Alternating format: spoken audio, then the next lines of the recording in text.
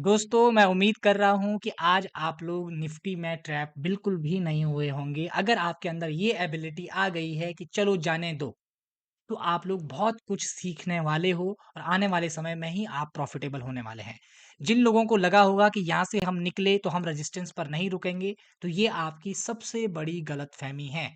मैं आप लोगों को बार-बार ये बात दोहराता रहता हूँ कि इन चीज़ों को समझिए, डे रेंज का महत्व समझिए, रेजिस्टेंस का महत्व समझिए। हर रेजिस्टेंस ब्रेक नहीं होता है, जो रेजिस्टेंस काफ़ी बड़ा होगा उसकी बड़ी इंपॉर्टेंस होती है। आज भी आप लोग यहाँ पर से 20 पॉइंट ऊपर गए, फिर से नीचे आ गए। इसका रीज़न ही ये था कि ये पहले से बताया हुआ था आपको कि भाई ये रेजिस्टेंस पॉइंट है, ये ट्रेंड लाइन जो आ रही है रेजिस्टेंस की तरह काम कर सकती है।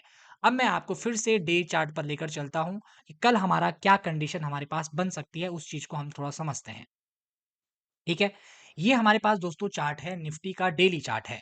डेली चार्ट की कंडीशन देखिए, थोड़ा-सा मैं आपको पीछे का चार्ट भी दिखाता हूँ ताकि आपको व्यू थोड़ा-सा समझ में आए।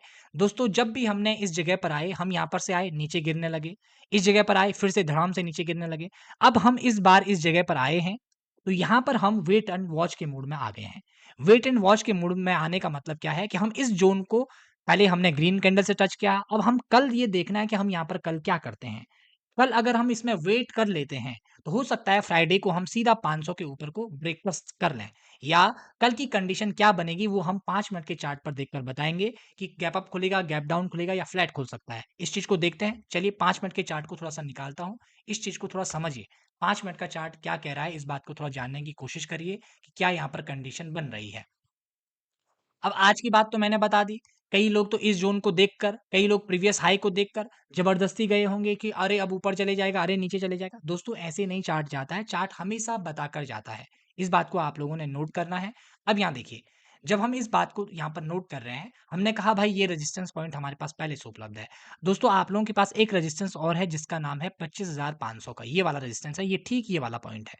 अब मान लीजिए कल आप गैप अप खुल जाते हैं और इस रेजिस्टेंस के ऊपर खुल जाते हैं। मान लो हम 327 पर खुले हैं। मान लो हम कल 410 के आसपास खुल जाते हैं, 400 पॉइंट मान लो 100 पॉइंट हम गैप अप खुल जाते हैं। 180 से पॉइंट 400 के ऊपर हम खुलते हैं।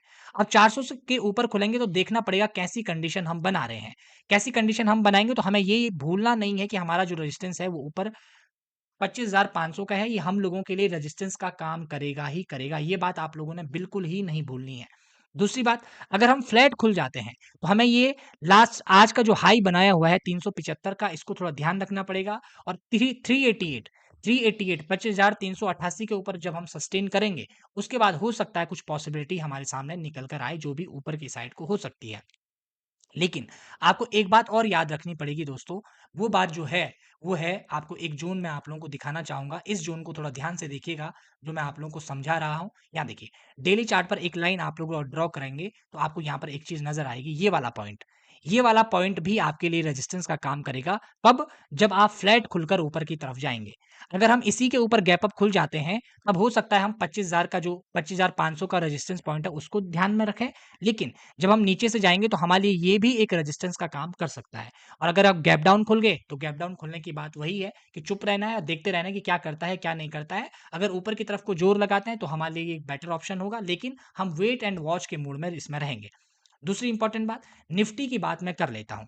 बैंक निफ्टी की सॉरी, बैंक निफ्टी को देखना इसलिए ज़रूरी है दोस्तों क्योंकि बैंक निफ्टी में इसका रेजिस्टेंस पॉइंट जो 57,000 का रेजिस्टेंस हो सकता है, वो पॉइंट भी इसके आस-पास है। उसके बाद 57,200 है, उसके बाद 57,600 है। ये रेजिस्टेंस पॉइंट इसके पास उपलब्ध है। इसका थोड़ा 5 मिनट का चार्ट देखेंगे तो थोड़ा चित्र और समझ में आएगा या 15 मिनट के चार्ट पर आपको थोड़ा-सा डेटा और क्लियरली नज़र आएगा। अब यहाँ देखिए, ये है 57,000 का पॉइंट यहाँ पर। अब यहाँ कैलकुलेशन करिए ज़रा, चीज़ों को समझने की कोशिश करिएगा कि कैसे चीज़ें होती हैं और कैसे ये काम करता है। 57,000 का जब हम पॉइंट देख रहे हैं, पॉइंट को ध्यान से सुनिए। 57,000 का जब हम पॉइंट देख रहे हैं, मान लो हम 57,000 के आस-पास खुलते हैं, तो अभी हमारी क्लोजिंग कहाँ हुई है? 818 के आस-पास हुई है, 56,818। यहाँ पर से 180 पॉइंट का मान लो हम गैप अप खुलते हैं, तो 180 पॉइंट का मतलब है 90 पॉइंट हमारा क्या खुल जाएगा? निफ्टी भी खुलेगा 90, 110 पॉइंट। उसके बाद जब हम 57,000 के ऊपर सस्टेन होएँगे, वहाँ पर भी हम 420 के ऊपर सस्टेन होने की कोशिश करेंगे जो हमारा छोटा रेजिस्टेंस है। उसके ऊपर जब हम जाएँगे तो हमारे पास जो दूसरा रेजिस्टेंस होगा वो कौन-सा निकल कर आएगा? दोस्तों दूसरा रेजिस्टेंस हमारा पास 25,500 का निकल कर आएगा और यहाँ हमारे पास जो दूसरा रेजिस्टेंस है वो 57,200 का रेजिस्टेंस है। इस बात को आपने ध्यान में रखना है। तो आई होप सो आपको ये पॉइंट समझ में आए होंगे कि कौन-सा पॉइंट कहाँ आपके लिए टैकल कर सकता है, कहाँ आपको फँसा सकता है। इन सब पॉइंट को अगर आपके दिमाग में रहेंगे, तो आप और आसानी से काम कर सकते हैं। और ऐसे ही एनालिसिस के लिए द इनसाइडर व्यू को आप सब्सक्राइब ज़रूर करिएगा। अगर आपका कोई सजेशन है, उसको लिखिए, आप सुझाव भी दे सकते हैं और मोटिवेशन देने के लिए आप एक कमेंट ज़रूर करिएगा और आपका बहुत-बहुत धन्यवाद।